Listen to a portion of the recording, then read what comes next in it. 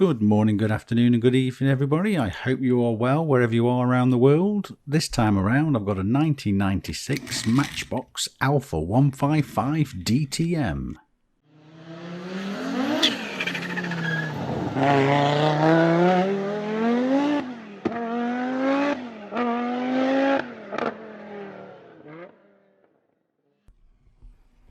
So this is a car that I didn't play with as a kid. This is a 1996 model. So I was in my early 20s at the time, in the height of my car and motorcycle phase when I was getting really into these things. So I can only assume I probably picked this up at a petrol station or a supermarket when I was passing it by. So as always, I used to pick these up and just chuck them in and add them to my collection as I went along. So it is a car I do like. I love any sort of racing, whether it's rally cars, touring cars, and the DTM series is absolutely fantastic.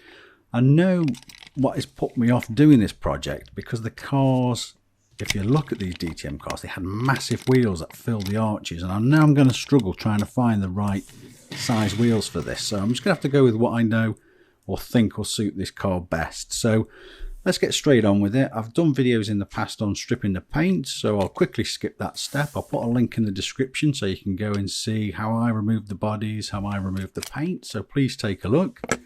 So if we crack this open straight away, I'm pleasantly surprised as always what's hidden inside is a real nice little gem of an interior. It's even got the little ECU boxes and electric boxes and all the little gubbins that they have stuffed down inside these race cars. They're moulded into the interior, so that's good. This little spoiler's fallen off already. Thick glass assembly, as they always are, hiding a lot of these things, but once the paint's off you can see the detail in these. It totally transforms. Again, it shows you how much heavy paint and how much some of these decals and tampos, I think you call them in the US, don't suit these cars. So once all that's off, it starts to look like a new car already. And what I'm going to do is I want to do another engine feature on this one. So I'll start by removing this front assembly. And these race cars, they were like silhouette race cars really, big tubular frameworks inside, so they don't really bear too much resemblance to the road going cars, certainly under the front end anyway, with all the tubular chassis going on. And I always go off Google Images and Pinterest to get good reference points when I'm doing these projects, and the front end was quite a straightforward hack, so it was a really easy cut on this one. But what I've got to do is remove this front bumper section as well. On the actual race cars, it was just sort of the bonnet and headlight assembly that came off. This lower front bumper that you can just see on the front end now, that needs to come off and stay in situ on the chassis plate. And it's quite an intricate cut, this is. It's got a couple of little angles which is hard to sort of show you on camera, but first of all I've got to remove underneath, just to give me that angle when I am cutting, the old rivet posts and the internal lugs, I guess they are, which hold the axles down inside the cars. But again, it's such fine little details. I've tried different grinding wheels, different cutting tools, just so I can get in there, just to get this down. Otherwise I can't quite get the saw in there, the little jeweler's saw. So once I've removed this, it gives me a little bit more better access to get the angles I want to do whilst doing this cut now. It's quite thick, you can't see it too well on this camera, but I've got to go with the lines and try and keep it as straight as I possibly can. If it's all possible, I don't want to do any filing and grinding of this, otherwise it won't sit quite as flush when I put it all back together again afterwards, and it will have big gaps. So all I'm trying to do is go as slowly as I can and come up with that. The real cars, they had all sorts of air ducts that came in through that front end, and I think what I'm going to do is not do all of them on this final car because there's just so much going in on there. So I'll start first of all with doing the bulkhead and getting that rear of the engine bay sorted first. But to do that, these little assemblies, back when they used to make these with Matchbox, the dashboard section, they were in two parts. Well, they were moulded in two parts and they sort of bent up into each other and clicked. Really neat little idea. I suppose the tooling back then, it was just how they made them, but it does protrude quite a bit out. It might only be 2 or 3 millimeters, but it's enough to take up that all important room I'm trying to get in that engine bay. So all I'm going to do is I'm going to cut this off, slice a few of these other bits underneath away from it and stick it back together again, because it's quite a, again, it's only 2 or 3 millimeters, but it does take off quite a lot of room when I'm going to try and fit the engine block in there afterwards. So every little bit helps really. So all I'm literally doing at this stage is removing what was the bent up bit from the moulding, I guess, and just sticking it back together and just giving it that enough clearance. And you can see there how much I've probably saved now, and it gives it a nice flat base to put the bulkhead up against, which I'll make out of styrene in a second or two. But already you can see just how much there I've saved. Good little idea, but again, I guess it was all down to the tooling back in the day when they made them. So I'll start off with a very flat basic shape, cut to size to fill the first part of the aperture. And then with some smaller pieces, I'm just going to cut it in half and stick it behind the piece that I've already put there, and start to begin shaping it. Now I've done, again, other videos which are in my channel, and I'll put some links in the description on how I build the interiors and how I've now done an engine one.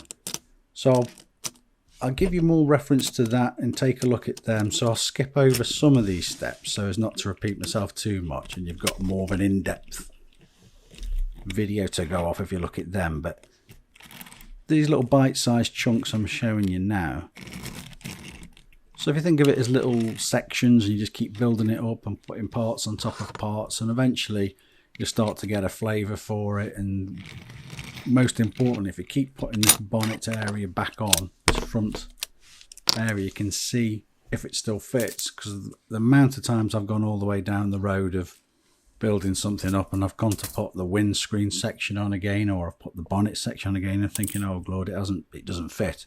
So keep fitting it at all these different steps, and you can see if anything starts to foul and you can cut it down. So what I'm going to do at this stage is I'm going to put the wheels on at this stage, only because I'm going to glue these wheels in place then when the engine bay and everything sits together. So the method I'm going to use this time is a little Albion Alloys 1mm tube, 8mm in a diameter, sorry, 0.8 millimeters in a diameter, which is just the right size for a dress pin, which I'll use then to slide in and keep the wheel in place. Let the wheel spin freely. You can adjust the wheelbase on it, and all I'm going to do, I want to try and keep as much of this section in the middle to hold it in place, only because I'm going to struggle, as I said at the start, with the size of the wheels on this. The whole aperture area, twice I've said that in this video now, the whole aperture area of the arch is quite big. So I've tried 1/43 scale wheels, don't fit too well, they're too big. Tried all manner of 1/64 scale wheels, and there's always going to be some gap there. So no matter how much I try and lower this car and give it a good stance, there's still going to be a gap anyway, either to the left and right in the wheel arch, and even trying to stuff that wheel right up in top of the arch. So If I do it too low, it's simply just going to keep scraping and the wheels aren't even going to turn. It's just going to scrape its belly all the way along on the floor. So I'd rather have the car that rolls. So I've found the best solution I can find, and these are actually destined for another project on a Renault 5 Maxi, which they are Renault 5 Maxi wheels. So the old Group B race cars. And as you can see, there is a big gap between that tyre and the arch now, but it's the same gap as what's showing below on the chassis. So it's a catch-22. I either go all the way up and it'll just scrape on the floor and won't move at all, or just leave it as it is and let it roll. So I'm going to go with that. I'm going to go with the latter on this and just make best of a bad situation, really. So the wheels are pretty accurate. The real cars don't dish in as much as these, granted, but not too far off. So I'm still fairly pleased with it. So I'm just making sure everything still fits and rolls okay at this stage, as it does. And what I'll quickly do now before I go on to anything else is just fill this rear hole where the spoiler assembly sat. I mean, it's not a bad little thing, but it was a little bit too chunky for my liking, so I'm just going to fill it in and then make my own spoiler later on. And all I'm going to do is just plug it up with a little piece of styrene, fill it in with some Humbrol, God, try and say that, Humbrol model filler. And if you're good at tiling, this is pretty cool. You just literally fill it in, squidge away. A bit like decorator's caulk if you like doing a bit of DIY around the house. Goes off really quick, this stuff, so probably leave it 20 minutes, half an hour or so it's nice and dry, and then just give it some light sanding, and if there is any still pitted areas there where you haven't filled it in enough, simply fill it in again and just repeat this process. So get that bit out of the way. So carry on with this engine bay then. As I said, there will be a link in the description for a more in-depth on how I go about building this, and all I'm literally doing is going around looking at my reference photos, building it as accurate as I possibly can. But also what I do like to do with these cars is make sure they all fit together, is probably not the word I'm looking for, but you can see I try to build it as an assembly so it can all come apart. I don't really like, other than what I've done with gluing these axles in place on this particular model, I like everything to come out in sections and click back together in sections. So rather than just stick everything together, glue everything together, it's one big rolling thing.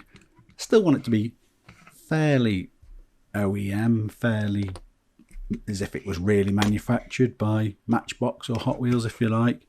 So it all comes in parts and it can all come apart by unscrewing it again. I'm on to doing these front air ducts now, and I've just used a little 2mm square section, just cut it at 45 degrees to simulate the little air intakes. And again, on the real cars there is more on offer in the actual thing. There's some massive ram air pipes, there's a big section that goes on top of the engine, there's a whole manner of things going in there, and if I do all of it then the bonnet area simply won't shut. So I'm doing it as fairly accurate as I can.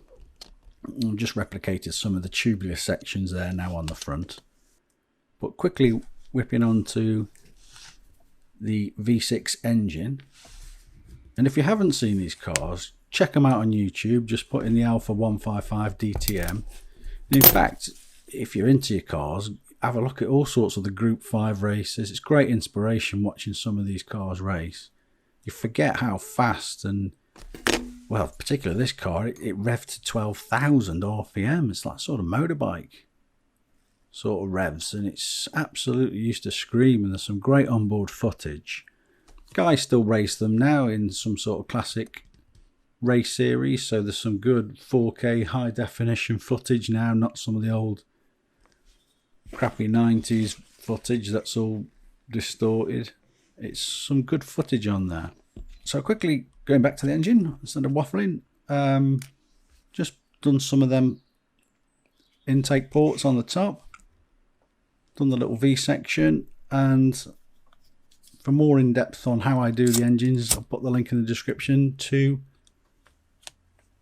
the latest video that I've done on how I make these little styrene engines. So your imagination, the world's your oyster. Onto the roll bar, and I'm just using some little 1mm styrene, heating it up over a little tea light, just very slowly going back into trying to warm it up. This very thin stuff, if you hold it over some heat source for too long, it'll just melt before your eyes in a flash. So just take your time with it.